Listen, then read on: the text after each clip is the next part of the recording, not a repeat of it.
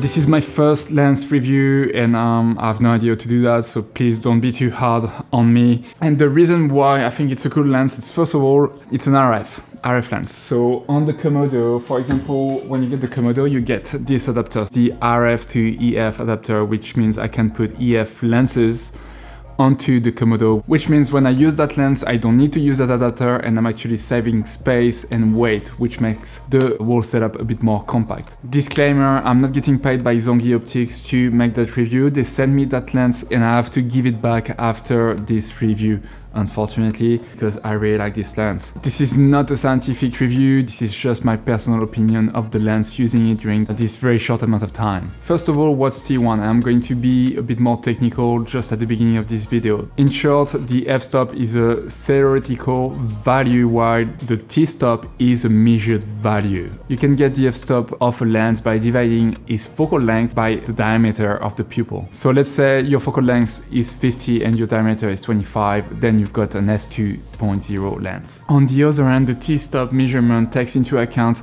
the quality of the glasses, the reflection, and it measures the actual light that is transmitted by the lens. In short, an f2.8 lens could have different t-stops because one could be a better build quality than the other. Why is it important? It's mostly for accuracy and matching exposures of different lenses and cameras on set. As I mentioned, this lens is RF, but you can as well get them in FE, I believe, for Sony's, and as well Fuji and some M43 mounts if you want. The price for this lens is only $600 US. So if you know cinema lenses, usually they are a bit more pricey. Another thing that's typical to cinema lenses are the gears that you can find on the rings. So you could motorize actually that lens and control it from a distance. This lens is covering in full the Super 35 sensor of the Komodo. However, I've noticed some vignetting and some shading on the edges.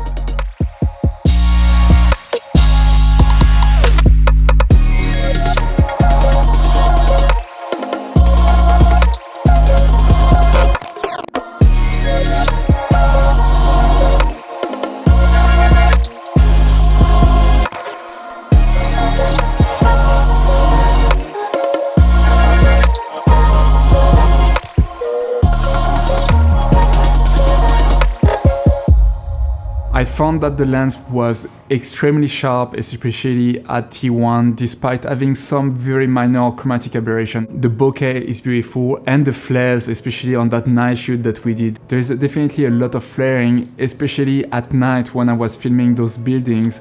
The spotlights in the streets were creating that huge flare, which I actually kind of liked, and the color produced was really nice. The minimum focusing distance is pretty good. I'm going to measure it here with my tape, and obviously that's not very scientific, all of this, but we are at 27 centimeters, which is just under 1 foot. On the other end of the spectrum, it was very interesting to try to focus on infinity because it seemed like we were never reaching infinity. Like we were filming those buildings at night that were like 200 or 300 meters away from the lens, and we felt like we could adjust the focus even beyond that point. One thing I need to mention is that it's actually really hard to pull focus on a T1 lens, and I ended up very often filming at 2.8 just because it was easier if I was moving a lot to get that sharp on my objects. So this is a test at T1, and this was shot at 2.8, and I had to remove